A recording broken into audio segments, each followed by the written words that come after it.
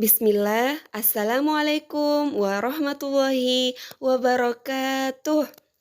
Bagaimana kabarnya hari ini anak-anak sekalian? Semoga semuanya dalam keadaan sehat ya.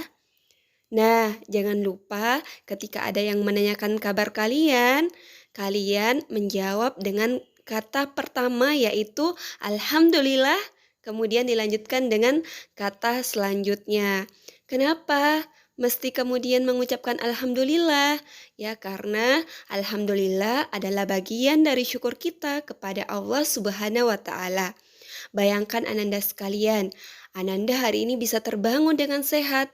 Ketika bangun bisa melihat ayah bunda tercinta, bisa kemudian berjalan ke kamar mandi, hingga kemudian saat ini bisa memegang HP, mendengarkan ya video dari ustazah. Jadi semuanya adalah nikmat dari Allah Subhanahu wa Ta'ala, sehingga kita perlu untuk selalu memuji kepada Allah Subhanahu wa Ta'ala. Allah memberikan kita udara secara gratis ya untuk kemudian bernafas. Bayangkan ya banyak ternyata saudara kita di rumah sakit, apalagi di tengah pandemi saat ini yang harus membeli oksigen ketika dia ingin bernafas. Jadi ya kalian harus banyak-banyak bersyukur kepada Allah karena hari ini Allah berikan kita kesehatan, ya umur yang panjang dan kenikmatan yang lainnya. Alhamdulillah Ananda sekalian, hari ini hari perdana kita belajar IBP. Nah, kalian sudah mengetahui tidak kepanjangan dari IBP? Nah, IBP ini kepanjangannya dari ibadah praktis. Nah, hari ini kita ya tidak akan berpanjang lebar ya. Insya Allah di pertemuan selanjutnya baru kita akan membahas materi-materi terkait ibadah praktis. Hari ini Ustazah hanya ingin ya menyampaikan ya terkait kemudian kenapa kemudian kita ya belajar ya IBP. Kenapa kita mesti mempelajari ya IBP? Apa sih pentingnya? Nah, Ananda sekalian, tahukah kalian bahwa ternyata tujuan kita diciptakan oleh Allah adalah untuk beribadah kepada Allah Subhanahu wa Ta'ala.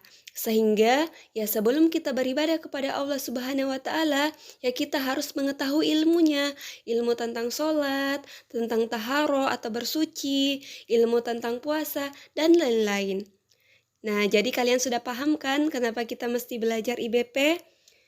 Nah, Ananda sekalian, ya berilmu ini penting karena dikatakan bahwasanya al-ilmu qabla qoli wal amal, ya berilmu sebelum berucap dan beramal. Nah, anak-anak, tujuan kita diciptakan adalah beribadah kepada Allah.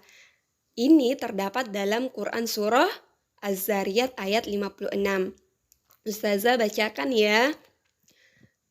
A'udzu billahi minasyaitonir rajim. Bismillahirrahmanirrahim. Wa ma khalaqatul jinna wal insa illa liya'budun. Dan aku tidak menciptakan jin dan manusia, melainkan supaya mereka beribadah kepadaku. Jadi ini terdapat dalam Quran Surah Az-Zariyat ayat 56. Nah, Ananda semuanya, ya, jadi kita ini hidup di dunia diciptakan untuk beribadah kepada Allah. Sehingga ya bagaimana kemudian kita ya mengatur segala aktivitas kehidupan kita bisa bernilai ibadah kepada Allah Subhanahu wa Ta'ala. Jadi kita kemudian ya belajar, ya kita belajar berusaha bagaimana belajar itu bisa bernilai ibadah di sisi Allah Subhanahu wa Ta'ala. Dengan cara apa? Dengan cara kita kemudian ya berniat ya belajar karena Allah ya. Kemudian kita ya menjalani proses belajar dengan sungguh-sungguh dan menjaga adab terhadap guru, ya merespon ketika diberikan informasi ya dan adab-adab yang lainnya supaya ya aktivitas kita tersebut bisa bernilai ibadah kepada Allah Subhanahu wa Ta'ala.